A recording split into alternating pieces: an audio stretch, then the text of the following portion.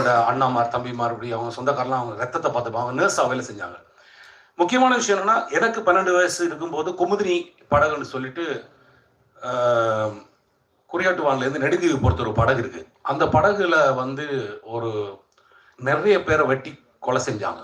யார் செஞ்சாங்கன்றது எனக்கு தேவையில்லை. நான் அந்த அந்த பாடி எல்லாம் வந்துட்டு எங்களோட அம்மா வேலை செய்கிற ஹாஸ்பிட்டலுக்கு வரும்போது நான் ஒரு 12 வயசு பையனா ஒரு பனைமரத்தை கட்டி பிடிச்சிட்டு எல்லாம் பார்த்துட்டு இருக்கேன். பார்த்துட்டு இருக்கும்போது எனக்கு 6 வருஷமா அது ஒரு கடலுக்கு பக்கத்தில் இருக்கிற ஒரு ஹாஸ்பிட்டல்.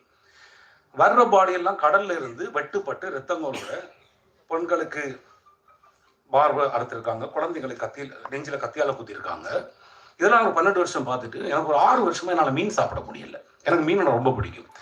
ஏன்னா எங்களோட பக்கத்து வீட்டில் அந்த பிரச்சனை முடிஞ்சு ஒரு 3 மாசமோ 2 மாசமோ கழிச்சு ஒரு மீனை வெட்டும் போது அந்த மீனுக்குள்ள வந்துட்டு ஒரு விரலோட ஒரு மோதிரம் இருந்துச்சு.